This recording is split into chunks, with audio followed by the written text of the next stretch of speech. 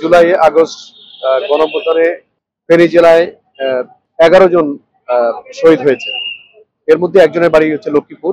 তো তাদের স্মৃতিটাকে ধরে রাখার জন্য, তাদের যে উৎসর্গ, এটি ধরে রাখার জন্য ফেনী পৌরসভা কর্তৃক এই প্রকল্পটি, যে হাসপাতাল মোড়, এখানে একটি স্মৃতিফলক নির্মাণ করা হয়েছে। এটি এই এলাকার ছাত্র জনতার দাবি ছিল, সে দাবির পরিপ্রেক্ষিতে এটি পৌরসভা কর্তৃক বাস্তবায়িত হয়েছে। আজকে এটির উদ্বোধন হলো। এটি আমাদেরকে পরবর্তীতে ভবিষ্যতে একটি বৈষম্যহীন সমাজ গড়ার অনুপ্রেরণা যোগাবে। জুলাই আগস্ট 2024 ছাত্র জনতার যে অভূতপূর্ব গণ অভ্যুত্থান দেশব্যাপী, তারই ধারাবাহিকতায় ফেনীতে মহিপালে আমাদের ছাত্ররা শহীদ হয়েছেন, শত শত ছাত্র আহত হয়েছেন, জনতা আহত হয়েছেন।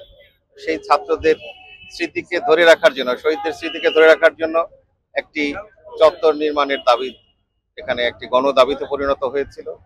আমাদের জেলা প্রশাসনের যে মাসিক উন্নয়ন সমন্বয় সভা, সেইখানেও এটা একটা সিদ্ধান্ত আকারে নিয়ে এটা ফেনী পৌরসভা বাস্তবায়ন করেছে।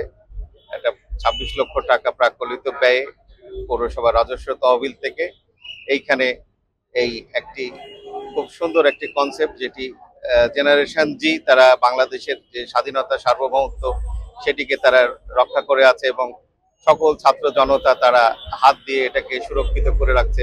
আর এখানে আমাদের 10 জন শহীদের নাম ফলক আছে।